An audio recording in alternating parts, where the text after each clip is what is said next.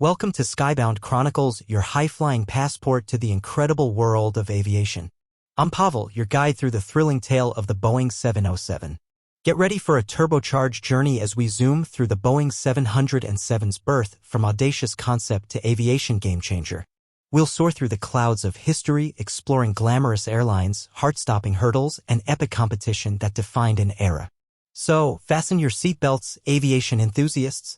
Skybound Chronicles is your VIP ticket to the thrilling saga of the Boeing 707. Boeing, a powerhouse in military aircraft during and after World War II, faced a commercial challenge.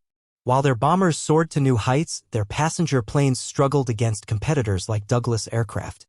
The 377 Stratocruiser, Boeing's offering, faced a dim future with only 56 sold units and a hefty $15 million loss.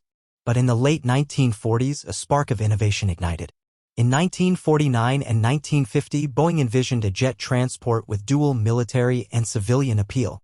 The timing was perfect, with aerial refueling becoming a military norm. Enter the 707. But why 700 series? Boeing wanted a clean break from its propeller-driven past, and the 700 series was born, with marketing opting for the catchier 707. The game-changer? The Pratt & Whitney JT3C turbojet engine, a civilian powerhouse derived from the military J57. With newfound design freedom, Boeing raced through wing and engine layouts, birthing the 367-80-80 prototype in under 2 years. This flying proof of concept would set the stage for both military and civilian applications. The United States Air Force was quick to hop on board, adopting the -80 as the KC-135 Stratotanker. But the passenger 707's profitability was uncertain, considering Boeing's primary revenue stream was military contracts. In a bold move, test pilot Tex Johnston even performed a barrel roll during a demonstration flight, pushing the limits and earning a gentle reprimand. The prototype's 132-inch wide fuselage initially accommodated 4 abreast seating, but market demands and competition led Boeing to widen it to 148 inches, embracing the 5 abreast seating configuration. The 707-120 took flight in 1957, with FAA certification following in 1958, marking a new era in aviation. But that was just the beginning. The 707 evolved with customer demands and competitive pressures. Shorter-bodied versions like the 707-138 and higher thrust models like the 707-220 entered the scene.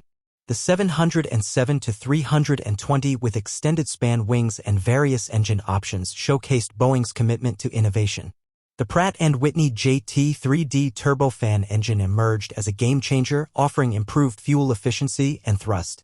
With the 707-320B series, the aircraft could now achieve non-stop flights across vast distances. Boeing's ingenuity didn't stop there. The 707-320C, a convertible variant with a cargo-friendly fuselage door, marked the pinnacle of the 707's civilian evolution. In total, 1,010 civilian 707s took to the skies between 1958 and 1978, leaving an indelible mark on aviation history. But the 707's legacy doesn't end there.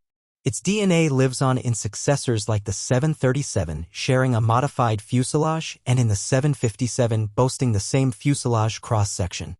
As we soar through the skies of time, remember that every flight today carries a piece of the Boeing 707's pioneering spirit. The 707's wings, gracefully swept back at 35 degrees, introduced a flying characteristic known as Dutch roll. This motion, an alternating combination of yawing and rolling, was a familiar challenge for Boeing, having dealt with it on previous aircraft like the B-47 and B-52. The company had already developed the yaw damper system on the B-47 to mitigate this instability, anticipating its application to later swept-wing configurations, including the 707. However, the transition wasn't seamless. Many pilots accustomed to straight-wing propeller-driven aircraft found themselves in uncharted territory. In a chilling incident during a customer acceptance flight, the yaw damper was intentionally turned off to familiarize new pilots with flying techniques. Unfortunately, a trainee pilot's actions exacerbated the Dutch roll, resulting in the violent tearing of 3 out of 4 engines from the wings. This tragic crash, involving a brand new 707-227 destined for Braniff, emphasized the need for a deeper understanding of this flying characteristic. In a recount from test pilot Tex Johnston's autobiography, he describes a Dutch roll incident during an early commercial 707 flight. Passengers became ill as the aircraft's movements persisted. Recognizing a potential misrigging of the directional autopilot, Johnston took control, manually stabilizing the plane and disconnecting the faulty autopilot. In response to these challenges, Tex Johnston recommended critical modifications to enhance directional stability. These included increasing the height of the tail fin, adding a boosted rudder, and introducing a ventral fin. These adjustments aimed to mitigate Dutch roll, providing pilots with greater control and passengers with a smoother ride.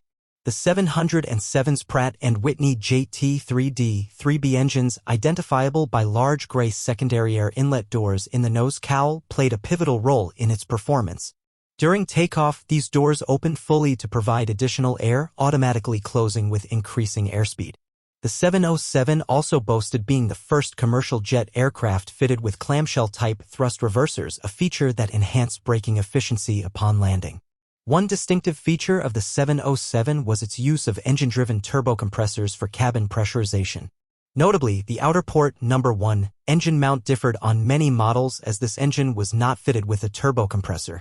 Later models often adopted this configuration, with American Airlines deviating further by having turbocompressors on engines 2 and 3 only.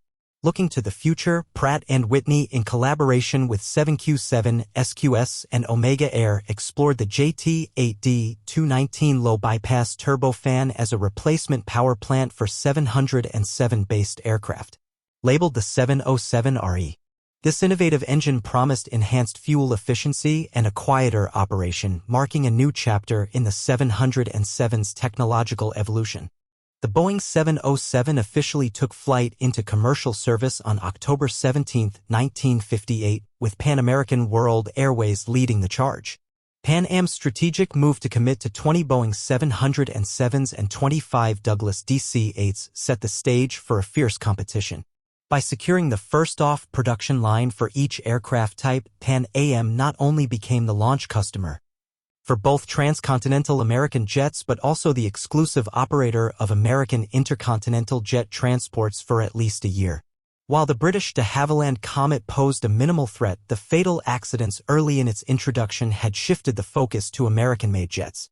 The rivalry between the Boeing 707 and Douglas DC-8 intensified, with Boeing making a crucial decision to redesign and enlarge the 707's wing to enhance its range and payload, resulting in the birth of the 707-320. Pan Am's inauguration of 707 service marked a historic moment, attended by none other than President Eisenhower. The aircraft's first commercial flight took place on October 26, 1958, from New York to Paris, with a fuel stop in Gander, Newfoundland.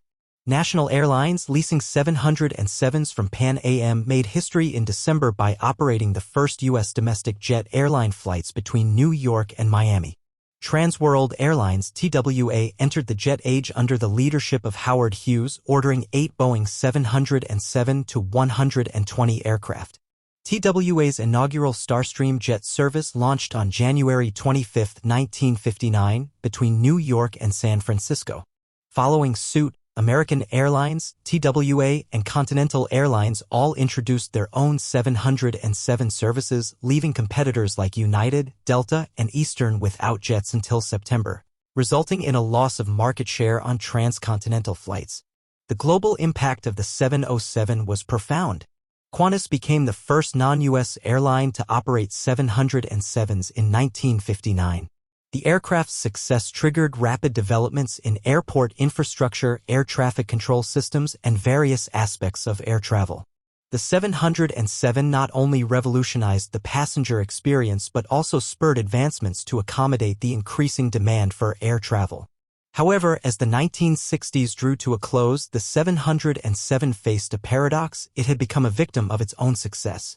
The surge in air travel overwhelmed the aircraft's capacity, prompting Boeing to conceive a groundbreaking solution, the Boeing 747, the world's first wide-body airliner. The 707's first-generation engine technology also faced challenges with noise and fuel economy, especially after the 1973 oil crisis. In response to evolving international noise regulations in 1985, the 707's operations were under threat. Shannon Engineering of Seattle developed a hush kit funded by Tracer Incorporated to address noise concerns. By the late 1980s, 172 Boeing 707s had been equipped with the Quiet 707 package, allowing these venerable aircraft to continue their service. The end of an era arrived on October 30, 1983, when Trans World Airlines flew the last scheduled 707 passenger flight by a U.S. carrier. However, the 707's legacy endured globally, with Middle East Airlines of Lebanon flying 707s in passenger service until the late 1990s. Saha Airlines of Iran retained the title of the last commercial operator of the Boeing 707 until its scheduled passenger service suspension in April 2013. As of 2019, only a handful of Boeing 707s remain operational, serving military roles in aerial refueling, transport, and AWACS missions. Join us next time on Skybound Chronicles as we explore the enduring impact of the Boeing 707 in the ever-evolving skies.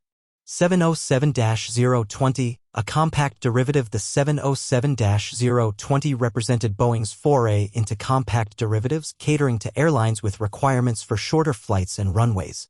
Announced in July 1957, its development and subsequent certification as the 707-020 showcased Boeing's ability to tailor their designs to specific operational needs. The reduced length by 9 feet, 2.7 meters, modified wing, and a lighter airframe demonstrated Boeing's commitment to versatility.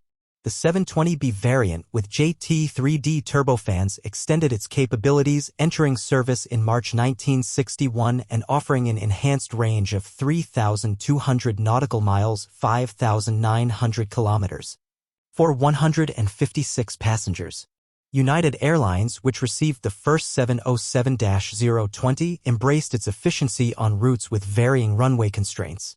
707-120, pioneer of commercial jet aviation. The 707-120, as the first production variant, marked a historic milestone in the annals of commercial aviation.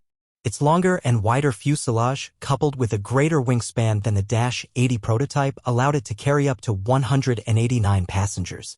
Introduced with Pratt & Whitney JT3C-6 turbojets, the 707-120 pioneered transcontinental flights, albeit requiring refueling stops when crossing the North Atlantic. Pan Am's acceptance of this variant on October 26, 1958, heralded a new era in air travel. American Airlines also joined the league with an order for 3,707-123 units. 707-120B, transition to turbofans. With the 707-120B, Boeing embraced the transition to turbofan technology by incorporating Pratt & Whitney JT3D-1 turbofan engines. This shift not only enhanced efficiency but also marked Boeing's commitment to staying at the forefront of aviation innovation. The integration of the 720B wing modifications and a longer tail plane further solidified the 707's position as a reliable and adaptable aircraft. American Airlines and Trans World Airlines (TWA) were among the primary operators, recognizing the benefits of quieter, more powerful, and fuel-efficient engines. 707-220, hot and high operations. The 707-220 targeted specific operational challenges, focusing on hot and high-altitude environments. Equipped with powerful Pratt & Whitney JT4A-3 turbojets, its design aimed to tackle demanding conditions. Though only 4 out of the planned 5 were delivered to Braniff International Airways, the 707-220 highlighted Boeing's responsiveness to diverse airline requirements. 707-320, the stretched intercontinental. The 707-320 intercontinental emerged as a stretched version of the 707-120, emphasizing its versatility and catering to the evolving needs of airlines. The elongated fuselage, increased wingspan, and extended range showcased Boeing's commitment to adapting its designs for true transoceanic flights. Pan Am's inaugural flight in August 1959 marked a significant moment in commercial aviation. Airlines like Lufthansa and Air India also embraced the 707-320 for their long-haul operations. 707-320B transitioned to turbofans with aerodynamic refinements building on the success of the 707-320. The -320B variant introduced JT3D turbofan engines with aerodynamic refinements. This not only addressed efficiency concerns but also represented Boeing's dedication to continuous improvement. The addition of a second inboard kink in the wing and curved low-drag wingtips exemplified Boeing's commitment to refining its designs for optimal performance. 707-320C convertible passenger freight configuration. The 707-320C with its convertible passenger freight configuration became a workhorse for airlines seeking adaptability. The strengthened floor and cargo door added a new dimension to the aircraft's utility, catering to diverse transportation needs. Its widespread popularity, with 335 units produced, attested to its success in meeting the demands of both passenger and cargo operations. Braniff International Airways, BOAC, and Qantas were among the carriers that integrated this variant into their fleets.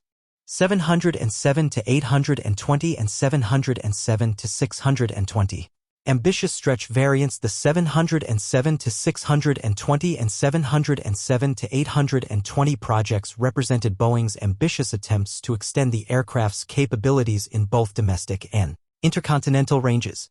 However, faced with the challenges of structural redesign and the emergence of the Boeing 747, Boeing made the strategic decision to discontinue these projects in 1966, underlining the dynamic nature of the aviation industry. Undeveloped variants and military roles. Beyond its civilian applications, the Boeing 707 found diverse roles in military service. Its transformation into the E-3 Sentry and E-8 Joint Stars showcased Boeing's ability to adapt its platforms for critical military functions. The VC-137, serving as Air Force One, demonstrated Boeing's prowess in creating specialized variants for prestigious roles. The Canadian Forces operation of the CC-137 Husky underscored the global reach and acceptance of the Boeing 707 in military capacities. In essence, the Boeing 707 variants were not just aircraft, they were milestones in aviation history, reflecting the industry's evolution, challenges, and triumphs. Each variant tells a story of innovation, adaptation, and the relentless pursuit of excellence that has characterized Boeing's legacy in the aviation realm. Customer codes. Tailoring aircraft for airlines. Boeing's introduction of customer codes with the 707 revolutionized how airlines personalized their fleet. The codes, a continuation from the Boeing 377, involved affixing 2 digits to the model number, signifying specific options and livery preferences. For instance, Pan Am carried the code 21, resulting in a 707-320B being designated as 707-321B. This system, maintaining consistency through subsequent Boeing models, provided a streamlined way for airlines to specify and identify their unique configurations. Pan American World Airways, Pan Am, pioneers of jet travel. Pan Am, with its code 21, stood at the forefront of jet travel. The commitment to 20 Boeing 707s marked the airline's bold step into the jet age. Not only did Pan Am secure its position as the launch customer for the 707 but also for the iconic 747 later on. Pan Am's 707s, with their distinctive 21 code, crisscrossed the globe, symbolizing the dawn of a new era in commercial aviation. United Airlines, early adopters and innovators. United Airlines, designated by the code 22, played a crucial role in the early adoption and innovation around the Boeing 707. The carrier received the first 707-020, showcasing the aircraft's adaptability to various operational requirements. United's fleet of 707s contributed to the widespread acceptance of jet travel within the United States and beyond. Transworld Airlines, TWA, embracing jet service under the code 23, TWA entered the jet age with fervor. Howard Hughes, then president of TWA, ordered 8 new Boeing 707-120s, launching the airline's Starstream service. TWA's 707s, with their distinct code, connected major cities with unprecedented speed and comfort, setting new standards for passenger experience. Qantas, unique variants for long-haul operations. Qantas, represented by the code 38, opted for the 707 to 138 variant customized for extended range. This variant, with a fuselage 10 feet shorter, allowed for increased range, making it suitable for Qantas mid-flight refueling stop in Fiji.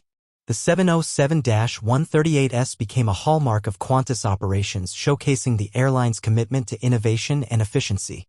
Braniff International Airways, tailored for specific operations. Braniff International Airways, identifiable by the code 27, sought the specialized capabilities of the 707-220. Designed for hot and high operations, this variant, powered by Pratt & Whitney JT4A3 turbojets, addressed the airline's specific operational needs. Although only 4 were delivered, the 707-220 highlighted Boeing's dedication to tailoring aircraft for diverse airline requirements. Unique ownership stories. John Travolta's ex-Qantas 707-138B. Beyond commercial operators, unique ownership stories add a touch of glamour to the Boeing 707's legacy. American actor John Travolta, an aviation enthusiast, owned an ex-Qantas 707-138B with the registration N707JT. His passion for aviation led him to generously donate the aircraft to the Historical Aircraft Restoration Society near Wollongong, Australia, in May 2017. Despite delays in the planned move to Shell Harbour Airport, where HARS is based, Travolta's contribution showcases the enduring allure of the Boeing 707. U.S. Air Force turbofan engine replacement program. In the 1980s, the United States Air Force USAF acquired approximately 250 used 707s. These acquisitions served a unique purpose, providing replacement turbofan engines for the KC-135E Stratotanker program. The adaptability of the 707 airframe for military applications further emphasized its versatility and longevity. Welcome back to our podcast series, where we delve into the turbulent history of the Boeing 707, a groundbreaking aircraft that played a significant role in shaping modern aviation. In this segment, we'll be exploring the crashes involving Boeing 707s from 1959 to 1979, a period marked by both technological advancements and tragic incidents. 1959 to 1962, the pioneering years. As the Boeing 707 ushered in the jet age, the early years were marred by a series of accidents. In 1959, American Airlines Flight 514 became the first 707 to crash during a training flight, claiming 5 lives. Subsequent incidents included crashes during training flights and takeoff attempts, highlighting the learning curve associated with this revolutionary aircraft. 1961 to 1965, tragedies and technical failures. The early 1960s witnessed a string of tragic events involving Boeing 707s. From unexplained loss of control during training flights to fatal crashes on approach, the incidents raised concerns about the aircraft's safety. Sabena Flight 548's crash, resulting in the loss of the entire U.S. figure skating team, and the crash of Air France Flight 007 during takeoff from Paris's Orly Airport were particularly devastating. 1966 to 1969, hijackings and global unrest. The late 1960s saw a shift in the type of incidents involving Boeing 707s, with hijackings becoming more prevalent. Continental Airlines Flight 54 was hijacked in 1961, setting a grim precedent. While some hijackings ended without casualties, others, like Pan Am Flight 217's crash into the Caribbean Sea, resulted in significant loss of life. Additionally, technical issues such as the misinterpretation of navigation instruments continued to contribute to crashes. 1970 to 1975, global accidents and political tensions. The 1970s brought a mix of accidents, including runway overruns, in-flight oscillations, and bombings.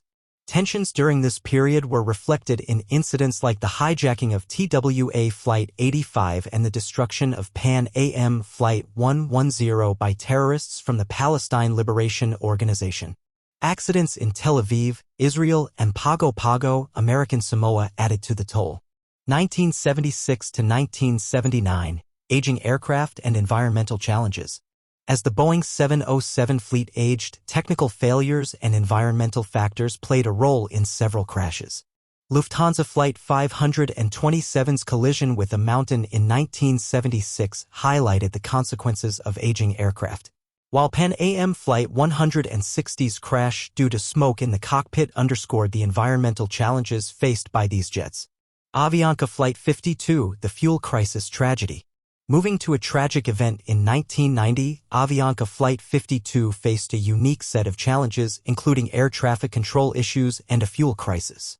The crash in Long Island, New York, led to regulatory changes to prevent similar incidents, emphasizing the importance of addressing systemic issues. 2000s cargo operations and technical failures. In the 21st century, cargo operations and technical failures continued to be contributing factors to Boeing's 707 accidents. Incidents in Manaus, Brazil, and Lake Victoria, Uganda highlighted the importance of stringent maintenance standards for older aircraft in cargo service. 2019, the Saha Airlines crash. The final entry in this segment brings us to 2019 with the Saha Airlines Boeing 707 crashing near Karaj, Iran.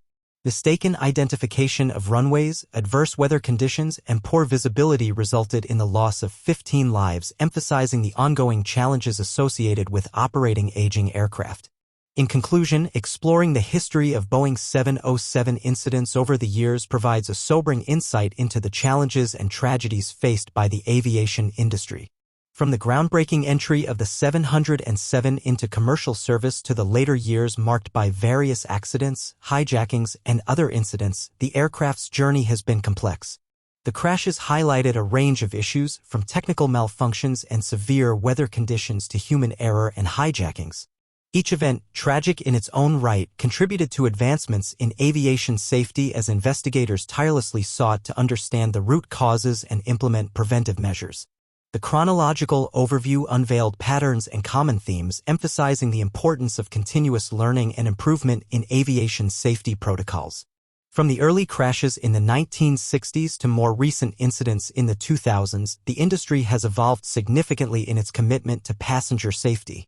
It's crucial to acknowledge the collective efforts of aviation professionals, regulatory bodies, and manufacturers in enhancing the safety of air travel. The lessons learned from each incident have shaped the rigorous safety standards we witness in modern aviation, contributing to the industry's overall resilience and commitment to protecting lives. As we reflect on the Boeing 707's journey, it serves as a reminder that progress is often born out of adversity. Today's aviation landscape stands on the shoulders of lessons learned from past tragedies, ensuring that safety remains at the forefront of technological innovation and operational practices. In honoring the memory of those affected by these incidents, we pay tribute to the resilience of the aviation community and its unwavering dedication to making air travel safer for everyone.